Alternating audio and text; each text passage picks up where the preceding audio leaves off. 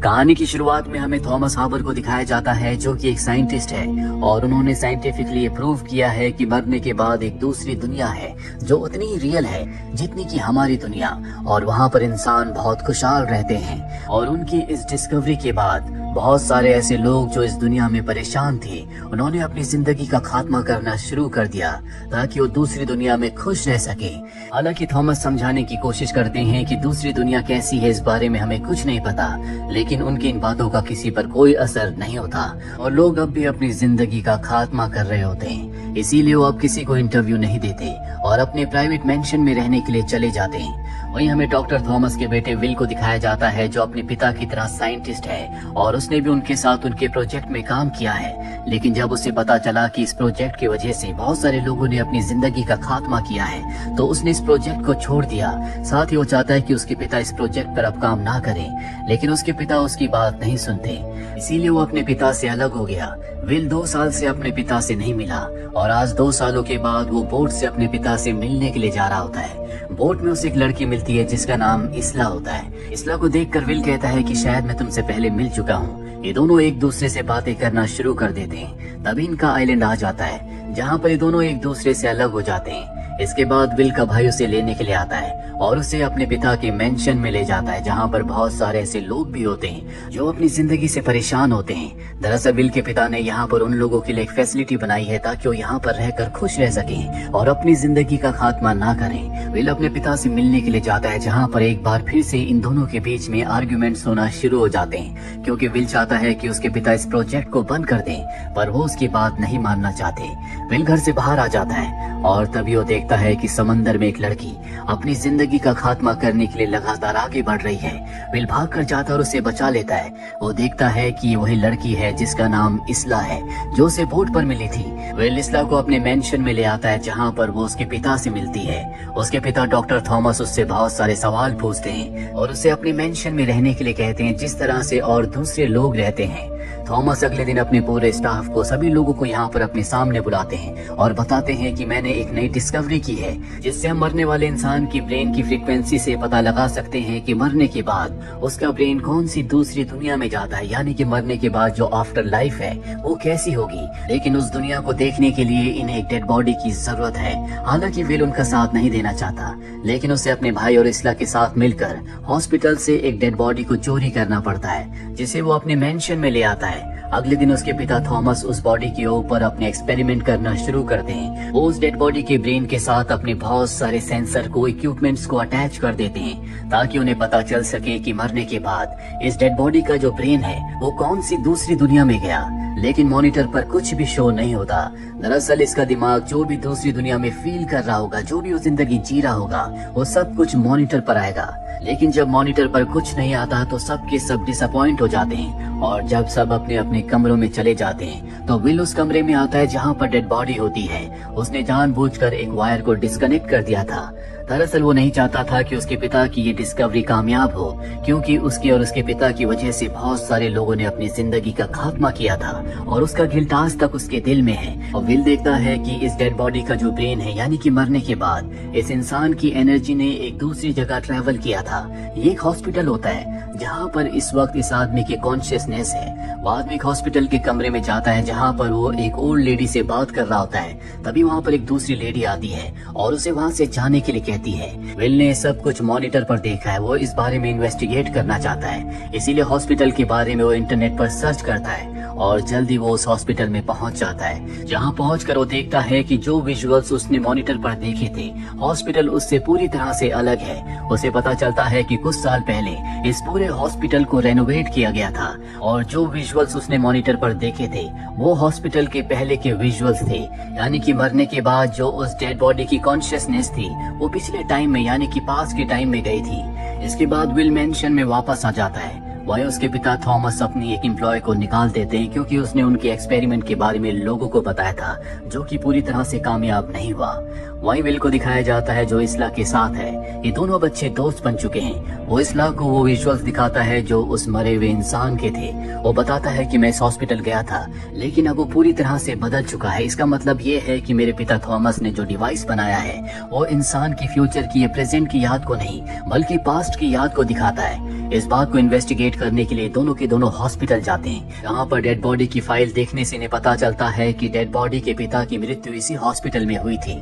साथ ही इसला एक बात को नोटिस करती है कि डेड बॉडी के हाथ में जो टैटू था और मॉनिटर पर जो विजुअल्स आए थे उसमें जो वो डेड बॉडी वाला इंसान था उसके हाथ का टैटू पूरी तरह से अलग है। इन दोनों को लगता है कि मरने के बाद कोई दूसरी दुनिया नहीं होती और अब ये उस लेडी को ढूंढना शुरू कर देते हैं जिसे इन्होंने वीडियो में देखा था। इन्हें पता चलता है कि वो डेड बॉडी की सिस्टर थी। हॉस्पिटल के रिकॉर्ड से उसे उसकी सिस्टर का एड्रेस मिल जाता है। दोनों के दोनों उसके घर पर जाते हैं जहाँ पर इन्हें पता चलता है कि डेड बॉडी का नाम फ्लिप है। वो बताती है कि सालों पहले फ्लिप मुझे और मेरे पिता को छोड़कर चला गया था, यहाँ तक कि वो उस वक्त भी वापस नहीं आया जब मेरे पिता हॉस्पिटल में अपनी जिंदगी की आखिरी सांसें ले रहे थे।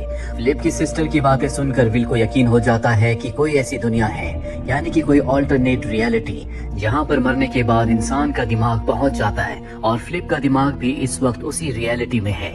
वहीं विल और इसला अब दोनों एक दूसरे के बहुत करीब आ जाते हैं। विल बताता है कि कुछ साल पहले मेरी मॉम ने अपनी एनिवर्सरी के दिन अपनी जान ले ली थी क्योंकि मेरे पिता यानी कि थॉमस कभी उसे वक्त नहीं दिया करते थे, जिस बात से मेरी मॉम हमेशा परेशान रहा करती थी। इसला बताती है कि मेरा एक 5 साल का बेटा था।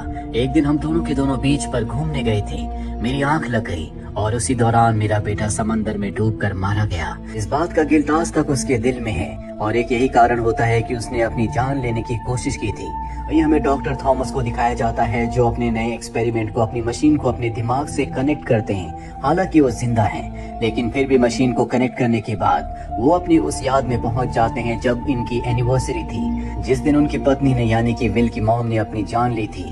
दरअसल उनके दिल में भी गिल्ट होता है और अब जब वो मशीन के थ्रू उस वक्त में जाते हैं तो वो अपनी पत्नी को पूरा टाइम देते हैं, उससे बहुत अच्छे से बात करते हैं, जिस वजह से उनकी पत्नी बच जाती है। वो अगले कई दिन अपनी पत्नी के साथ बहुत अच्छे से बिताते हैं। कुछ देर के बाद वो होश में आ जाते हैं, जिसके बाद वो अपने बेटे विल और उसके भाई को बताते हैं कि इस मशीन के जरिए मुझे ये पता चला है कि मरने के बाद इंसान एक ऐसी दुनिया में चला जाता है जहाँ पर वो अपनी गलतियों को सुधार सकता है, यानी कि जो भी गलतियां उससे हुई थी, जो भी उसके दिल में गिल्ट होते हैं, उन सबको ठीक कर सकता है। यानी कि डॉक्टर थॉमस को इस मशीन के जरिए पता चला है कि मरने के बाद इंसान की कॉन्शियसनेस एक ऐसी दुनिया में जाती है जो उसकी उस दुनिया की एकदम हूबहू कॉपी होती है जिस दुनिया को पहले वो जी चुका है, लेकिन उस दुनिया में उसे अपनी गलतियां सुधारने का मौका मिलता है। अपने पिता थॉमस की पूरी थ्योरी सुनने के बाद विल को सब कुछ समझ में आ जाता है कि डेड बॉडी फ्लिप की जो कॉन्शियसनेस थी वो हॉस्पिटल क्यों गई।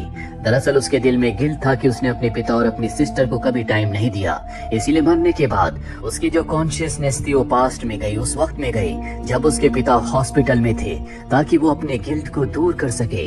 विल ये सच्चाई जानकर और भी घबरा जाता है, क्योंकि अगर इंसानों को ये बात पता चल गई कि मरने के बाद वो अपनी गलतियों को सुधार सकते हैं, उनके दिल में जो गिल्ट है उन गिल्ट को वो दूर कर सकते हैं, तो लोग ज्यादा से ज्यादा अपनी जिंदगी का खात्मा करना शुरू कर देंगे ताकि वो दूसरी दुनिया में यानी कि एक ऑल्टरनेट रियलिटी में जाकर अपनी गलतियों को ठीक कर सके। डॉक्टर थॉमस, विल और विल का भाई ये तय करते हैं कि वो इस मशीन को डिस्ट्रॉय कर देंगे और इस एक्सपेरिमेंट के बारे में कभी किसी को कुछ नहीं बताएंगे।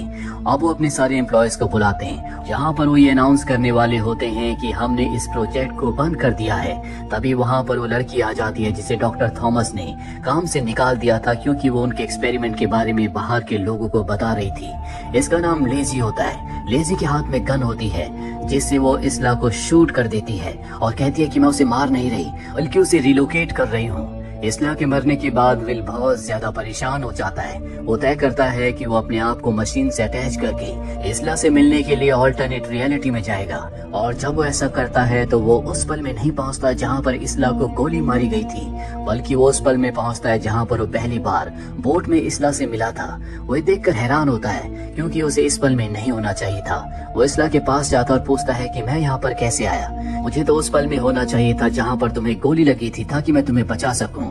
इसला कहती है कि ये तुम्हारी यादों का एक हिस्सा है, ये पूरी की पूरी दुनिया तुम्हारे दिमाग से बनी है, इसीलिए तुम इसे कंट्रोल करते हो। तुम एक तरह के लूप में फंस चुके हो, बार बार तुम इन्हीं पलों को जीते हो।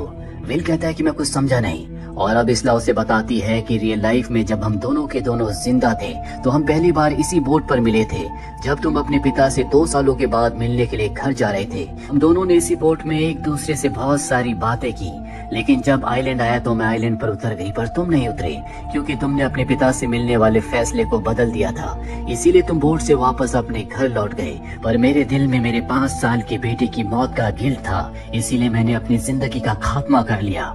अगले दिन जब तुमने अपने घर पर मेरी मौत की खबर पढ़ी तो तुम्हें बहुत पछतावा हुआ। तुम्हें लगा कि अगर तुम वापस नहीं लौटते और आइलैंड पर उतर जाते तो तुम मुझे बचा सकते थे, जो तुम नहीं कर पाए। इस वजह से तुम बहुत ज्यादा परेशान होने लगे, तुम डिप्रेशन में आ गए और तुमने भी अपनी जिंदगी का खात्मा कर लिया ताकि मरने के बाद ऑल्टरनेट रियलिटी में तुम मुझे बचा सको। तुमने कई बार कोशिश की लेकिन तुम मुझे बचा नहीं पाए, और जैसे ही तुम अपने अटेम्प्ट में फेल होते लूप एक बार फिर से शुरू हो जाता। तुम मुझे फिर बचाने की कोशिश करते और फिर नाकामयाब हो जाते, और जब भी तुम्हारा लूप खत्म होता तो तुम्हें पिछले लूप की कोई याद नहीं रहती। लेकिन जब पिछली बार तुमने मुझे बचाने की कोशिश की तो तुमने मुझे बचा लिया। विल उसकी बातों पर विश्वास नहीं करता। वो कहता है कि तुम्हें लेजी ने गोली मारी थी। वो कहती है कि याद करो लेजी ने मुझे गोली मारने से पहले क्या कहा था। उसने कहा था कि मैं इसे मार नहीं रही बल्कि रिलोकेट कर रही हूँ, क्योंकि वो मेरे कॉन्शियस ब्रेन की जो फ्रीक्वेंसी थी उन्हें जगाने की कोशिश कर रही थी, जिससे मुझे पता चल सके कि मैं बच गई हूँ और मैं अगली रियलिटी में जा सकूँ। इसका मतलब ये है कि एक रियलिटी में जाने के बाद, अपने काम पूरे करने के बाद, जो ब्रेन है वो एक दूसरी रियलिटी में चला जाता है। वो कहती है कि तुम्हारा लूप खत्म हो चुका है, तुमने अपने टास्क को पूरा किया, तुमने मेरी जान बचाई। यानी कि अब तक हमने जितनी भी कहानी को देखा वो विल की आफ्टर लाइफ थी।